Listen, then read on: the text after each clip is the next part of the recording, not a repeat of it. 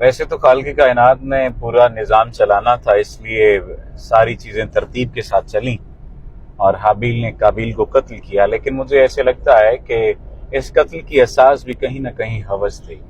हवस इंसान से वो काम करवा जाती है जो अगर वो होशमंदी के दिनों में या होशमंदी के वक्त में सोचे, होश में सोचे, तो उसे वाक़तन अक्ल आए कि वो क्या काम कर बैठा है।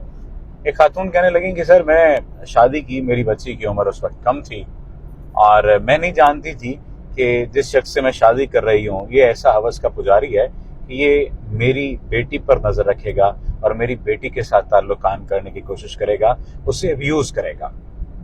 बहुत सारी उसने बातें बताई। वो रोए जा रही थी, वो चिल्ला रही थी और अपनी किस्मत को कोस रही थी और वो कह रही थी कि मुझे समझ इस बात की नहीं आ रही कि मैं क्या करूं। मैं उस शख्स से अलहदगी तो ले चुकी हूं, लेकिन मेरी बेटी इस वक्त नफसियाती मरीज बन चुकी है, उसे मर्दों पर एतबार नहीं है और मुझे भी अब मर्द जात पर, खुसूसन शौहर जात पर एतबार नहीं है।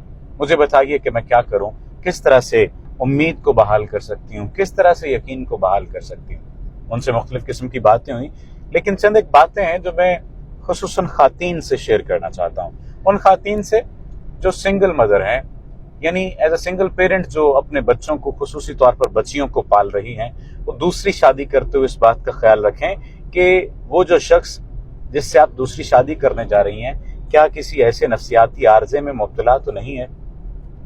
इस पर खुल के बात कर लें।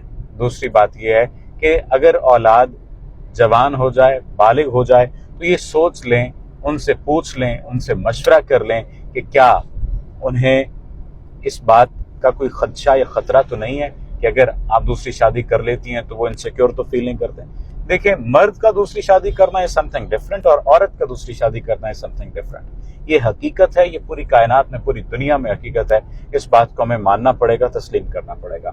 एक बात यह है कि अपनी औलाद को मशवरे में शामिल कर लें। दूसरी बात यह है कि जिस शख्स से शादी करने लगे उससे बात कर लें क्लियरली कि इसे औलाद की तरस पर आपने पालना है, क्योंकि मर्दों के जहन में ये खबासत पाई जाती है जो इस आर्जे में मुब्तला होते हैं कि मैं इससे भी ताल्लुक कायम हो रहा है और वो जो लड़की होगी वो अगर जवान है तो उससे भी ताल्लुक कायम होता है। ये पहला केस नहीं था, इस जैसे कई केसेस मेरे पास आए हैं और आपको एक और केस बताता हूँ। इतना डिफरेंट केस, इतना अलग केस।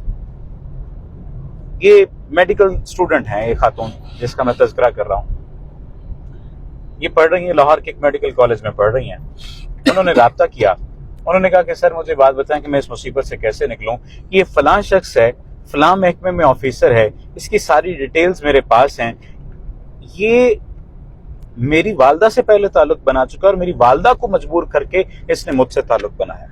यानी पहले ये मेरी वालदा से जिना करता रहा और अब मुझे इस बात पर मजबूर करता है कि मैं इससे ताल्लुक कायम करूं और मुझे अब बताइए कि मैं कौन सी जिंदगी गुजारूं, क्या करूं। ये फी जमाना मुआशरा चल रहा है। शायद पूरी दुनिया में ऐसा हो रहा हो, लेकिन पाकिस्तान में भी ये खबासत बहुत ज्यादा पाई जाती है, अखलाकी गिरावट बहुत ज्यादा है।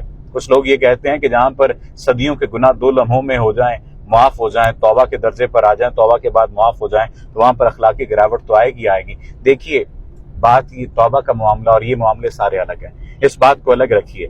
लेकिन अखलाकी गिरावट को दूर करने के लिए आपको खुद अपनी ज़ात पर पैमाने लगाना होंगे, अपनी ज़ात पर चेक एंड बैलेंस का निज़ाम कायम करना होगा और सामने वाला शख्स जिससे आप ताल्लुक कायम करने जा रहे हैं, इसकी फितरत का मुलाहिजा करना होगा, इसकी फितरत को परखना होगा, इसके बारे में मशवरा कर लीजिए।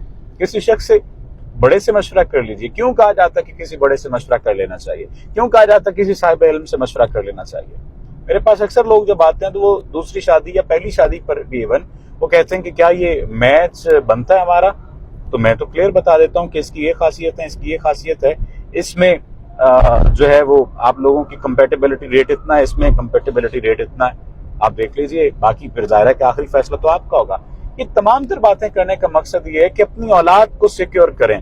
दूसरी शादी करने वाली खातीन ऐसे किसी शख्स से ताल्लुक ना बनाएं जो सिर्फ और सिर्फ हवस की बुनियाद पर आपसे ताल्लुक बना रहा हो, जो सिर्फ और सिर्फ आपको इस्तेमाल करने की बुनियाद पर ताल्लुक बना रहा हो। मैं ऐसी कामयाब खातीन आती हैं जो कि अपनी जिंदगी में कामयाब होती हैं, लेकिन उनकी इज़्वाजी जिंदगी नाकाम होती है, वो तबाह बर्बाद हो चुकी होती हैं बेचारी। तो इस ज़मीन में हमें थोड़ा सा सब्र करना है, हमें थोड़ा सा परखना है, हमें चीज़ों को जानना है, हमें चीज़ों को समझना है اور جب ہم چیزوں کو جان لیں گے، ہم چیزوں کو سمجھ لیں گے، غور و فکر کر لیں گے، پرکھ لیں گے، تو شاید ہمارے تعلقات کی بنیاد کچھ بہتر ہوگی۔ اپنا خیال رکھیے، خصوصی طور پر وہ سنگل مدرز جن کی بیٹیاں ہیں ان کا خصوصی طور پر خیال کریں، کیونکہ آپ نے تو جو تکلیف والی زندگی گزاری ان کی زندگی عذاب میں نہ پڑ جائے۔ آپ کا بہت شکریہ۔